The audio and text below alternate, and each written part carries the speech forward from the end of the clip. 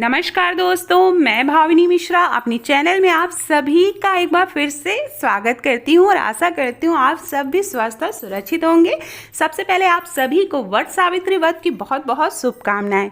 इस वीडियो में मैं आपसे शेयर करने जा रही हूं संपूर्ण पूजा सामग्री। वट सावित्री व्रत में किन किन पूजा सामग्री की ज़रूरत पड़ेगी और संपूर्ण पूजा विधि मैं करके दिखाऊंगी, तो वीडियो के साथ एंड तक बनी रहिएगा। तो चलिए शुरू करते हैं कि हमें क्या क्या पूजा सामग्री की ज़रूरत पड़ेगी, क्या क्या तैयारी करनी है और हमें पूजा कैसे करनी है, किन किन बातों का ध्यान रखना है। तो सबसे पहले इस तरह की बरगद की डाली चाहिए अगर आप घर में व्रत रह रहे हैं। नहीं तो आप अगर बाहर जाके पूजा करेंगे तो बाकी तैयारियां आप इस तरह से कर सकते हैं। तो इस तरह से बरगद की डाली चाहिए जिसमें कि कली लगी होनी चाहिए। इसमें से एक कली तोड़ के निगलना रहता है जिससे कि हम व्रत का पारण करते हैं।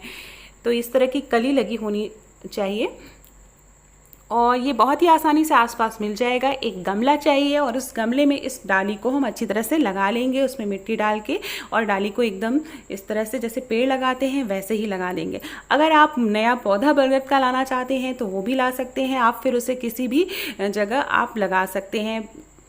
उसके बाद ये बरगद के मीठे गोले होते हैं इस तरह से, ये आटे के बनाए जाते हैं। आटे में चीनी मिला के और थोड़ा सा मोयम डाल के बनाया जाता है। तो ये इनकी जो संख्या होती है वो 12 12 24 और आप एक्स्ट्रा में 5 6 और बना लीजिए।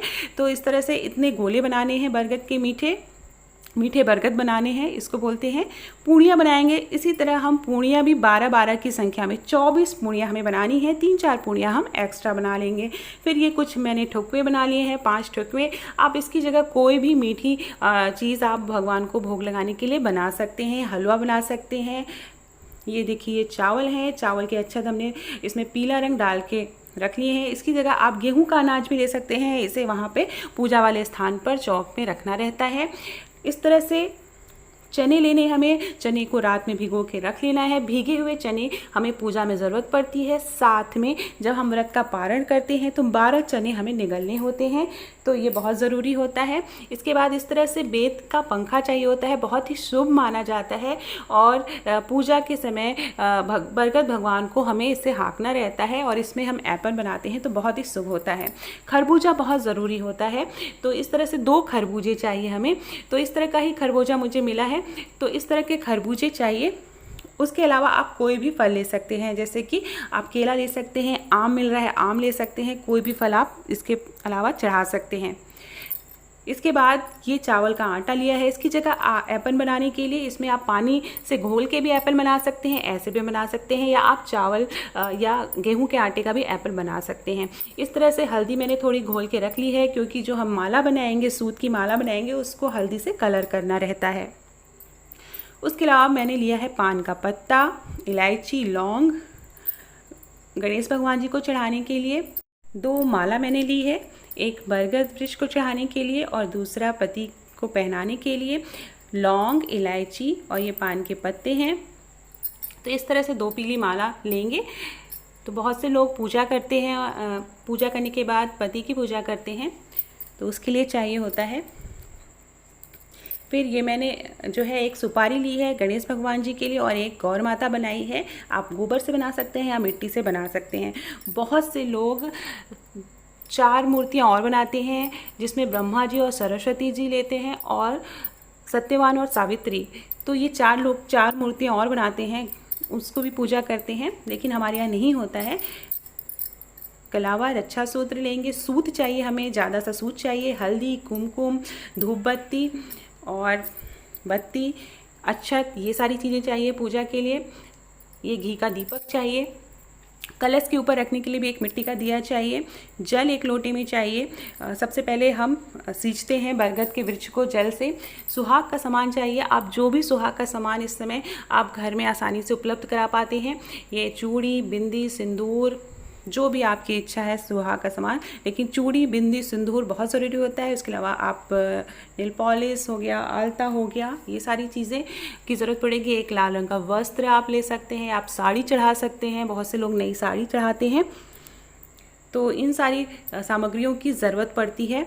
पूजा के लिए। तो ये सारी अगर हम तैयारी करके रखेंगे, तो अगर आप बरगद के वृक्ष में भी पूजा करने जा रहे हैं तो ये सारी तैयारियां करके रखेंगे तो बहुत ही आसान हो जाता है। अपने गणेश और गौरी माता ज़रूर ले जाइए वहाँ पूजा करने के लिए।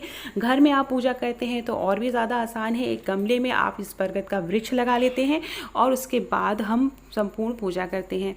तो ये सारी तैयारी है जो कि वट सावित्री व्रत में बहुत ज़रूरी होती है। सूत की माला हमें बनानी होती है वो मैं डिस्क्रिप्शन बॉक्स में डाल दूँगी।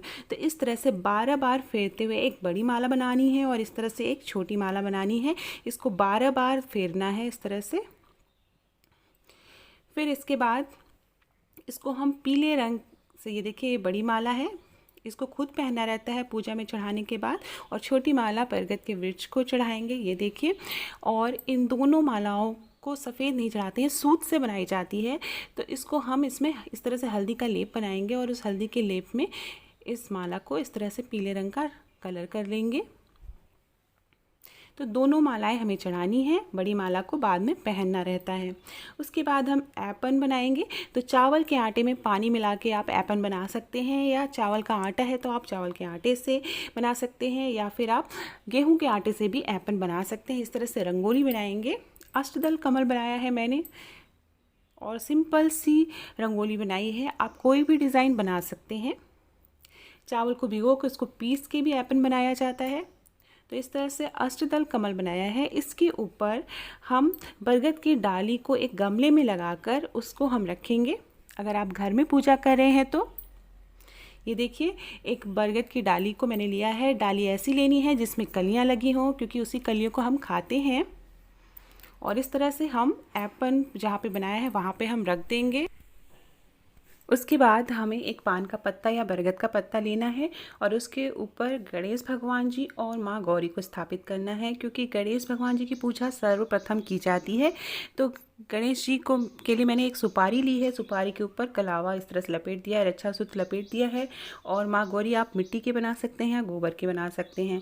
बगल में एक बरगद का पत्ता लिया है, उसके ऊपर चावल, पीले चावल रखे हैं और उसके ऊपर जल कलश भर के रखा है और कलावा मैंने एक लगा दिया। तो इस तरह से बगल में हम कलश स्थापना करेंगे। किसी भी पूजा में कलश स्थापना ज़रूर करनी चाहिए। और अन्न को ज़रूर शामिल करते हैं। आप गेहूँ ले सकते हैं या चावल ले सकते हैं। पान के पत्ते के ऊपर मैंने चावल लिया है और इसके ऊपर मैं दिया रख दूंगी। बहुत से लोग सावित्री, सत्यवान, ब्रह्मा जी और सरस्वती माँ की भी पूजा करते हैं, तो उनकी भी मूर्तियाँ यहाँ पे बरगद के वृक्ष के पास स्थापित करते हैं मिट्टी की बना के। हमारे यहाँ ऐसा नहीं होता है, तो आप अपने घर में बड़े बुजुर्गों से ज़रूर पूछ लें कि किस तरह से पूजा होनी है। उसके बाद हम गंगा जल से आचमनी करेंगे, शुद्ध करेंगे, बरगद वृक्ष में डालेंगे। सबसे पहले हम गणेश भगवान जी को आचमनी करेंगे, कलश में आचमनी करेंगे। तो इस तरह से गंगा जल हमें डालना है। फिर उसके बाद सबसे पहले हम बरगद को सींचते हैं। तो जल लेंगे, एक लोटे में, पीतल के लोटे में जल लेना है और जो है बरगद के वृक्ष में या जो डाली हमने लगाई है उसमें हमें सींचना है, उसमें जल अर्पित करना है इस तरह से। उसके बाद जो कलश स्थापना हमने की थी उसके ऊपर हम दिया रख देंगे, घी का दीपक जलाना है। फिर उसके बाद रोरी, अक्षत, कुमकुम से हमें पूजा करनी है। तो गणेश भगवान जी को रोरी, अक्षत, कुमकुम अर्पित करेंगे, माँ पार्वती को अर्पित करेंगे। अपना सिंधौरा पूजा में ज़रूर रखें।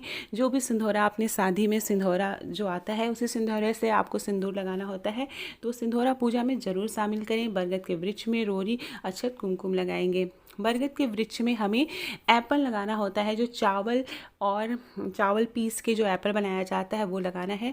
मैंने उसमें थोड़ी सी हल्दी मिला दी है और उसी एप्पल को हमें 5-7 इस तरह से और नंबर में पत्तों में लगाना था। आप 5 पत्तों पे लगा सकते हैं या 7 पत्तों पर हमें एप्पल लगाना होता है। एप्पल का मतलब होता है पिसे हुए चावल में पानी मिलाकर लगा सकते हैं। मैंने उसमें थोड़ी सी हल्दी मिला दी है। कुमकुम लगाएंगे, इसी तरह 5 बार कुमकुम लगाना है, हल्दी लगानी है, अक्षत चढ़ाना है। बहुत से जगहों पर बगल में तुलसी का पौधा ज़रूर स्थापित करते हैं पूजा में। बहुत से लोग सभी भगवान जी का आह्वान करते हैं पूजा में। तो अलग अलग तरीके से अलग अलग जगहों पर पूजा की जाती है। बिहार में सावित्री, सत्यवान, ब्रह्मा जी और सरस्वती माँ की पूजा भी की जाती है। माँ गौरी और गणेश जी की भी पूजा साथ में की जाती है। अब हम पान का पत्ता लेंगे, उसमें लौंग और इलायची रखेंगे और गणेश भगवान जी को अर्पित करेंगे। गणेश भगवान जी को आप दुर्वा अर्पित कर सकते हैं। माँ पार्वती को पान के पत्ते में लौंग इलायची अर्पित करेंगे। बरगद के वृक्ष को हम अर्पित करेंगे इस तरह से। तो पूजा का तरीका कोई भी हो, सच्चे मन से पूजा करनी चाहिए। कोरोना काल चल रहा है तो बहुत ज़्यादा सामान अगर आपको नहीं मिल पा रहा है, आप बाहर नहीं जा पा रहे हैं, बहुत जगहों पर लॉकडाउन लगा है, तो जो भी आसानी से उपलब्ध हो उसी चीज़ों में आप मन से पूजा करें। इसके बाद जो मैंने छोटा माला बनाई थी जिसको 12 बार फेरी लगा के, मतलब उसमें 12 रोल हैं, तो 12 बार सूत से इस तरह से गोला माला बनाई गई है। तो इसको हम बरगद के वृक्ष या डाली में लगाएंगे। दूसरी माला को भी हम चढ़ाएंगे। इस माला को पूजा के बाद खुद पहन लेना होता है। बहुत से जगहों पर प्रथा है कि पति जो है वो माला पहनाते हैं। ये देखिए इस तरह की माला है, तो सूत की माला है। 12 बार 12 फेरे लगाकर ये माला बनाई गई है। तो छोटी छोटी मान्यताएं हैं जिसे हमें ध्यान में रखना होता है। उसके बाद हम श्रृंगार का सामान चढ़ाएंगे। तो श्रृंगार का सामान जो भी आसानी से उपलब्ध हो पाए, चूड़ी, बिंदी, सिंदूर, सुहाग का जो भी सामान होता है, ये जो 3 चीज़ें वो मैंने मेन होती हैं वो बता दी। बिंदी माँ गौरी को चढ़ाएंगे, बरगद के वृक्ष को चढ़ाएंगे। तो पूजा जो हम करते हैं वैसे ही करेंगे। फिर उसके बाद बिंदी हम लगा देंगे, सिंदूर आप माँ गौरी को चढ़ा देंगे और सारा श्रृंगार का सामान आप वहीं पे रख सकते हैं। आपने जिस थाली में श्रृंगार का सामान रखना है उसको छुआ के बगल में रख देना है। तो श्रृंगार का जो सामान है, उसके बाद जो श्रृंगार का सामान है आप जो बचेगा वो आप किसी सुहागिन महिला को आप दे सकते हैं। इस पूजा में दक्षिणा का भी विशेष महत्व होता है, तो दक्षिणा ज़रूर चढ़ाएं और सीधा ज़रूर निकालें। सीधा मतलब एक दिन के किसी भी ब्राह्मण को खिलाने का जो भोजन होता है, दाल, चावल, हल्दी, नमक, थोड़े आलू और इस तरह से सीधा निकालते हैं। सब्जी थोड़ी सी निकाल देते हैं। लाल रंग का वस्त्र चढ़ाएंगे। बहुत सी जगह पर नई साड़ी भी चढ़ाते हैं बरगद के वृक्ष को और फिर उसको दान दे दिया जाता है। तो ये श्रृंगार का सामान है, आप अपने पास रख सकते हैं या किसी सुहागिन महिला को दे सकते हैं। उसके बाद फल चढ़ाएंगे। खरबूजे का विशेष महत्व है इस पूजा में। 2 खरबूजे इस पूजा में लिए जाते हैं। एक खरबूजा बरगद के वृक्ष को चढ़ाया जाता है और दूसरा बायना के लिए निकाला जाता है। जैसे बिहार है तो वहाँ पे बायना के लिए निकाला जाता है और यहाँ यूपी में जो है वो कोछे में डाला जाता है। खरबूजा कोछे में डाला जाता है और वो देवरानी या ननद, कोई भी सुहागिन देवरानी या ननद डालती है। अगर आपके पास कोई नहीं है तो आप खुद कोछे में डालेंगे, वो मैं बताऊँगी आगे। फिर ये जो हमने मीठे बरगद बनाए हैं और पूड़ी बनाई है, तो 12 पूड़ियाँ और 12 मीठे बरगद हम इस तरह से अलग कर देंगे। 12 मीठे बरगद और 12 पूड़ियाँ हम वट वृक्ष को चढ़ाएंगे और 12 हमें रखना है जिसे हमें कोछे में डालना रहता है। बहुत सी जगहों पे बायना दिया जाता है। फिर जो भी आपने मिठाइयाँ बनाई हो वो माँ गौरी और जो है गणेश भगवान जी को अर्पित करेंगे। ये जो सारा प्रसाद का सामान है उसे भी हम चढ़ा देंगे। फिर ये बरगद की 2 पत्तियां ली हैं, उससे गहना या आभूषण बनाया जाता है जिसको पहना जाता है। आप चाहें तो गले की माला बना सकते हैं या बाल में लगाने का कुछ जोड़ा पिन टाइप बना सकते हैं। तो मैंने इस तरह से ये देखिए 2 पत्तियां ली हैं, इसको मोड़ के इस तरह से सूत से लपेट दिया है और इसको चढ़ा देंगे और पूजा के बाद इसे भी पहनना रहता है जैसे कि हम माला पहनेंगे। ये देखिए इस तरह से। तो सारी चीज़ें भगवान को अर्पित करनी है। 2 खरबूजे अर्पित करने हैं जिसमें से एक खरबूजा आप जो है बायना के लिए निकालते हैं। इसके बाद हम 12 चने लेंगे। 12 चने इस तरह से गिन के लेने हैं। भिगोए हुए चने हमें रखने हैं। इस 12 चनों से हमें फेरी देनी होती है। अभी उसके बाद ये बेत का जो पंखा है इसका भी पूजा में बहुत महत्व होता है। इस पर भी एपन लगाया जाता है, हल्दी से मिला हुआ एपन है और मैंने एक स्वस्तिक बना दिया है। बहुत से लोग इसी पंखे पर खरबूजा और फल फूल रख के बरगद वृक्ष को चढ़ाते हैं और बाद में चूँकि बरगद वृक्ष या वट वृक्ष की सेवा करनी होती है तो इस तरह से पंखा हाँकने की प्रथा है पूजा के बाद। उसके बाद 11 चने और 1 कली जो कि बरगद की कली है उसको निगला जाता है पूजा के बाद। तो इसको हम अलग से रख लेंगे जब पूजा समाप्त हो जाएगी या जब पारण किया जाता है तो इस तरह से इसे खाना होता है। 11 चने और 1 कली। अगर कली नहीं मिल पा रही है बरगद की तो 12 चने निगलने होते हैं। उसके बाद हम 12 चने और अलग से मैंने लिए हैं और उससे 12 बार फेरी देते हैं इस तरह से। एक एक चना डालते जाएंगे और फेरी देते जाएंगे। जब भी फेरी दे रहे हो तो हमें बोलना नहीं चाहिए। चने की फेरी देने के बाद 12 बार सूत से फेरी देनी होती है। सूत में कहीं भी गांठ नहीं लगानी होती है, इस तरह से। और जो बच जाए सूत उसको वहीं पे ऐसे छोड़ देना होता है, तोड़ना नहीं होता है। तो इस बात का हमें विशेष ध्यान देना है। फिर फेरी देने के बाद हम कथा सुनेंगे। सावित्री वट कथा है, सावित्री और सत्यवान की जो कथा है वो सुनी जाती है। और उसके बाद धूप बत्ती जलाएंगे और आरती करेंगे। गणेश भगवान जी की आरती करेंगे, माँ गौरी की आरती करेंगे। और जो व्रत कथा में जो पुस्तक में लिखा है आरती वो भी कर सकते हैं। उसके बाद आरती लेंगे, आरती घर के सदस्यों को देंगे। और उसके बाद हाथ जोड़ के क्षमा प्रार्थना करेंगे कि पूजा में हमसे कोई भी भूल चूक हुई हो तो भगवान हमें माफ़ करना, हम सबका सौभाग्य अखंड करना, सदा सुहागिन रखना।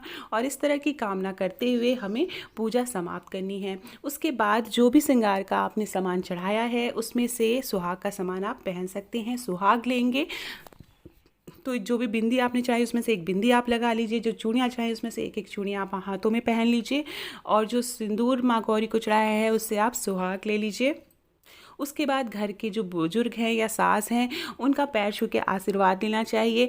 बहुत से जगह पर बायना देने की प्रथा है, तो जगह जैसे बहुत सारे लोग मिलके अगर पूजा कर रहे होते हैं तो वो एक दूसरे को बायना दे देते हैं। और इसके बाद जो 12 पूरी और 12 मीठे बरगद हैं उनको कोछे में डालना होता है। तो अगर आप अकेले पूजा कर रहे हैं तो वो आप अपने आप ही थाली में डाल लें, या फिर आपके पति पूजा में शामिल हैं तो आप उनसे डलवा लें। उसके अलावा जो है ये देखिए इस तरह से। और ये जो मीठे बरगद हैं और पूड़ियाँ हैं वो खुद ही खाने होते हैं, तो आपको और आपके पति को मिलके खाने होते हैं। उसके बाद पति की पूजा करने का भी बहुत जगह पर प्रचलन है, तो एक माला जो है पहना के पति की पूजा करके उन्हें भी पंखा हाँकते हैं यही बेद से। तो इस तरह की प्रथा है। अगर आप बड़े बुजुर्गों से पूछ लें ये प्रथा हो तो आप इसे ज़रूर फॉलो करें। तो ये थी संपूर्ण पूजा विधि।